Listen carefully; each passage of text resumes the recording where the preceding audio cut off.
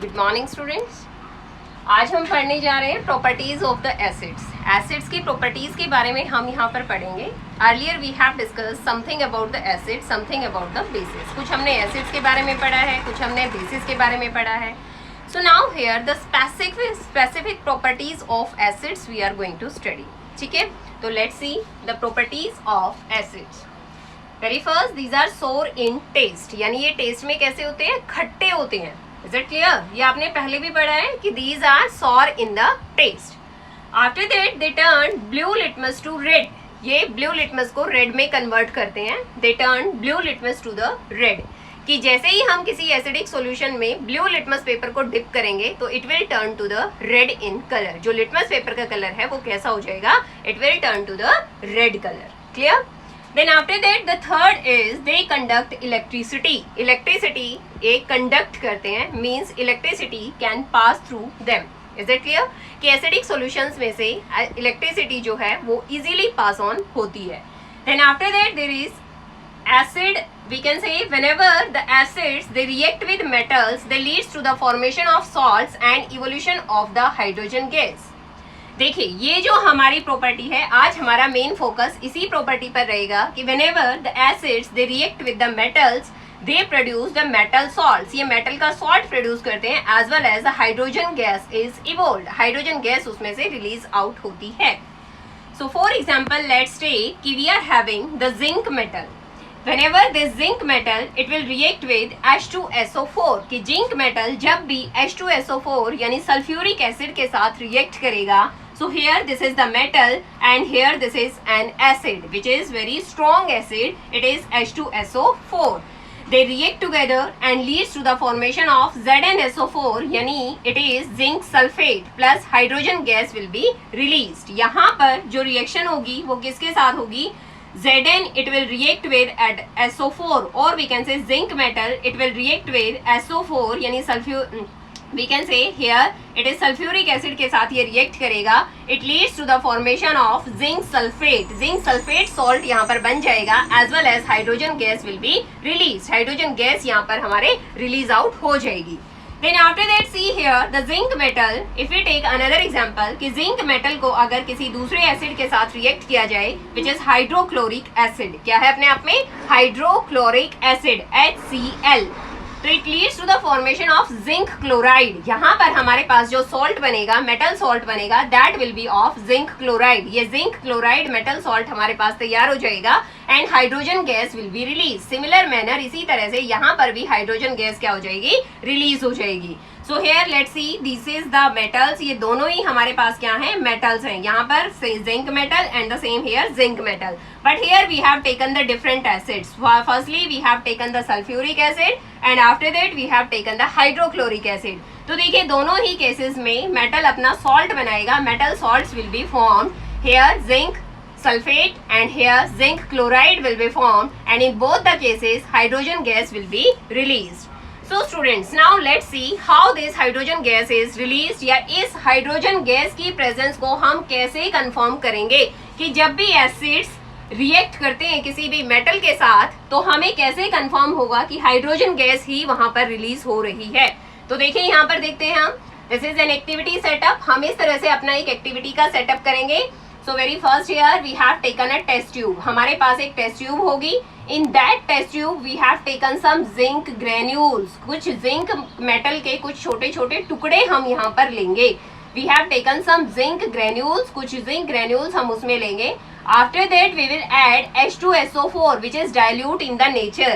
इसमें हम dilute H2SO4 उसके अंदर हम यहाँ पर ऐड करेंगे. जब dilute H2SO4 को जिंक मेटल के साथ रिएक्शन होगा तो कुछ बबल्स यहाँ पर रिलीज आउट होंगे, और वो जो बबल्स होंगे, these bubbles they will get inside this delivery tube. ये जो ट्यूब है this is called as the delivery tube. ये bent ट्यूब होती है, मुड़ी हुई ट्यूब होती है. This is called to be the delivery tube. इस डिलीवरी ट्यूब से होते हुए हाइड्रोजन गैस के बबल्स हम इधर सॉप सॉल्यूशन से पास कराएंगे. सॉप सॉल्यूशन, यहाँ पर हमने बीकर में सॉप सॉल्यूशन लिया हुआ है. So after that what we will see कि whenever this hydrogen gas it will pass through the soap solution. जब ये हाइड्रोजन गैस यहाँ सॉप सॉल्यूशन से पास होगी, when it will pass through this soap solution some bubbles will rise again. कुछ soap solution से कुछ bubbles इस तरह से राइज होते हुए हमें दिखाई देंगे। जब इन बबल्स के पास हम एक जलती हुई कैंडल लेकर आएंगे, जलती हुई कैंडल जब इन बबल्स के पास में हम लेकर आएंगे तो यहाँ पर पॉप साउंड प्रोड्यूस होगा। ये बबल्स जो हैं they will we can say hit with this flame, इसकी फ्लेम के साथ जब हिट करेंगे तो पॉप साउंड यहाँ पर रिलीज होगा।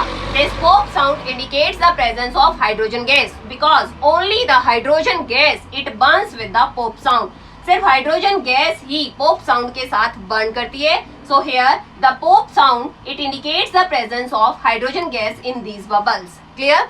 सो see the activity setup again. एक बार एक्टिविटी सेटअप को हम दोबारा से देखेंगे। Firstly we will be having this test tube stand. हम टेस्ट ट्यूब स्टैंड के अंदर इस टेस्ट ट्यूब को फिक्स करेंगे।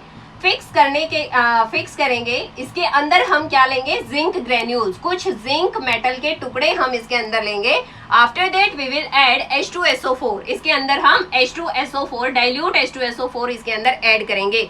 जैसे ही हम ऐड करेंगे कुछ बबल्स यहाँ पर राइज होंगे। उन बबल्स को यहाँ इस डिलीवरी ट्यूब के थ्रू, बेंट ट्यूब, ये मुड़ी हुई जो ट्यूब होती है इसका नाम होता है डिलीवरी ट्यूब। इस डिलीवरी ट्यूब के थ्रू हम एक बीकर में सोप सॉल्यूशन होगा उसके थ्रू इसे पास कराएंगे। हाइड्रोजन गैस को हम यहाँ से पास कराएंगे। जब हाइड्रोजन गैस सोप बबल्स के थ्रू पास होगी तो फिर से कुछ बबल्स यहाँ पर एयर में राइज होंगे और उन बबल्स के पास जब हम जलती हुई कोई कैंडल लेकर आएंगे तो क्या होगा, pop sound will be release. ये जो बबल्स जब इस कैंडल के साथ टकराएंगे, when the bubbles and candle they will strike together, जब वो आपस में स्ट्राइक करेंगे a pop sound will be release and this pop sound indicates the presence of hydrogen gas. Okay students, till now we have studied the four we can say properties of the acids. हमने 4 properties acids के बारे में पढ़ ली हैं. Now we are going to study the 5th property of the acids, which is that acids when they react with the base they form salt and water. कि acids they react with the bases, कि acids जब भी base के साथ react करते हैं they leads to the formation of salts and water, वो salt और वाटर रिलीज आउट करते हैं। Is it clear?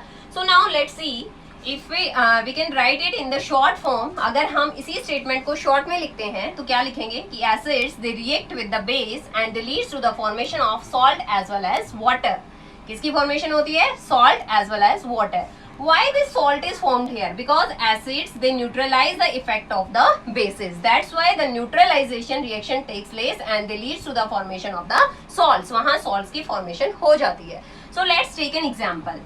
हम यहाँ पर example लेने जा रहे हैं। This is a base which is sodium hydroxide. It is sodium hydroxide. It is a base.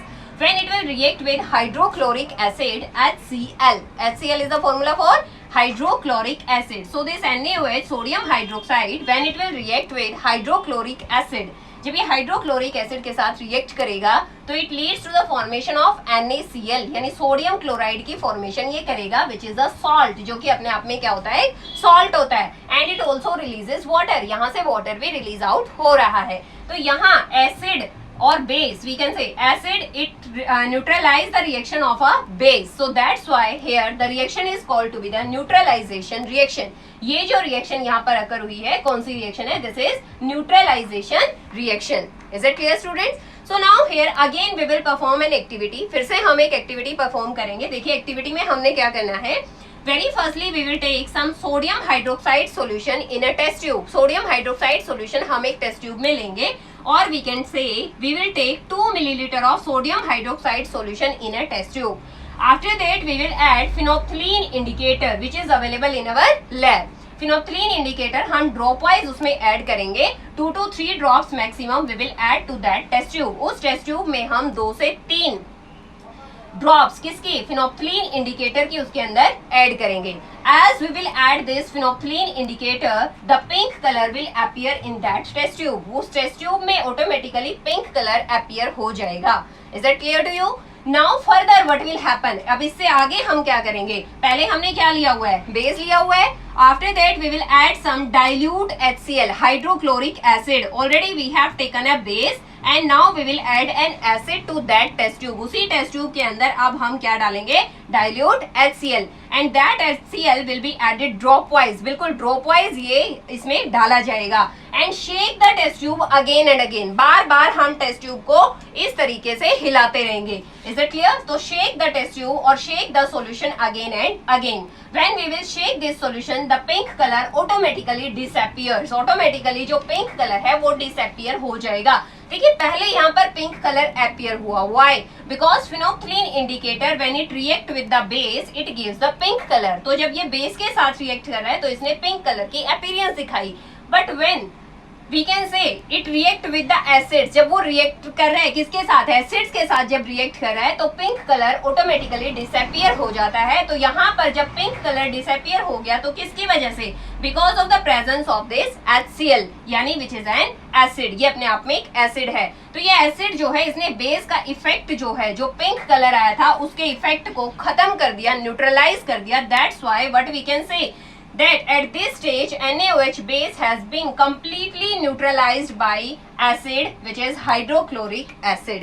कि NaOH सोडियम हाइड्रोक्साइड जो बेस है उसे completely neutralize कर दिया गया है. किसके द्वारा, HCl के द्वारा. कि HCl which is an acid, it we can say neutralize the effect of the base which is NaOH. Is that clear? अब उस टेस्ट ट्यूब में जो मिक्सचर हमारे पास अवेलेबल है, it will be neutral in the nature. So what we can say, the reaction mixture has become neutral in the nature. और neutral कौन होते हैं, दोज आर द सॉल्ट्स. कि salts they are neither acidic in the nature and nor they are basic in the nature. What we can say, they are neutral in the nature. तो यहाँ neutralisation reaction जो setup हुई है उसी से हम क्या कह सकते हैं कि उस टेस्ट ट्यूब के अंदर क्या बन गया, हमारे पास एक सॉल्ट बन गया है which is NaCl. So in this way we can prove that whenever the acids they react with the bases, they leads to the formation of salt as well as the water.